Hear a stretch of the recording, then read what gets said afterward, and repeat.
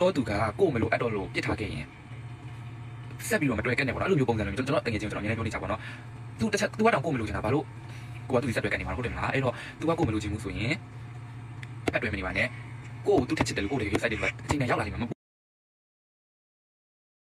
ဘူးနဲ့ဥစားဖူးစားရှင်ဆိုတာကို့ဘဝမှာတစ်ခါလေးပါလာပြီးတာကန်ဆိုတာကိုဘယ်လိုဖြစ်မယ်ကန်တစ်ခါလေးပါလာပြီးအဲ့တော့အဲ့တော့ဒီကို့မချစ်တဲ့သူတယောက်ဘယ်တော့မှမ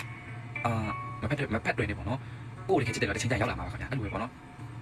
အဲ့ဒါ move on ဒီတမျိုးပေါ့နော်အဲ့လိုတွေးပြီးတော့ move on ဖို့ဆိုတော့ဘာမှလုံးမလုပ်နိုင်ဘူးလေဟုတ်တယ်မလားအဲ့တော့အဲ့လိုမတွေးနဲ့ကိုဘေးမှာကိုချစ်တဲ့မိဘတွေမောင်နှမတွေစီးပွားကြီးရှိနေတာပဲဟုတ်တယ်မလားကိုမိဘလောက်ဘဝမှာဘယ်ရမှအရေးကြီးဟုတ်တယ်မလားမှန်တယ်မလားအဲ့တော့ idol ဆိုတာ idol ချစ်တာတက်မိဘကိုချစ်တာမိဘကိုချစ်တာတက်ဟုတ်တယ်မလားအဲ့တော့အမြဲတမ်း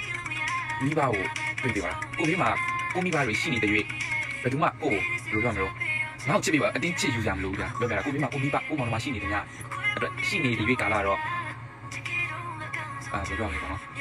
ကိုချစ်တယ်လို့ဆိုရှိနေတာပဲအဲ့ကြောင့်မလို့ကိုချစ်တယ်လူကိုရှာကြမလို့ကိုကသူမချစ်တာမဟုတ်တကယ်ချစ်တာချစ်ပေးနိုင်တယ်ပေါ့နော်ဒါပေမဲ့ကိုချစ်တယ်လို့တစ်ချိန်တစ်ချိန်ရောက်လာနေတယ်ပေါ့နော်အဲ့ကြောင့်မလို့ကိုဘေးနားမှာကိုမိဘတွေမောင်နှမတွေရှိနေတယ်ဘာမှအားနေစားကြမလို့ပေါ့နော် fighting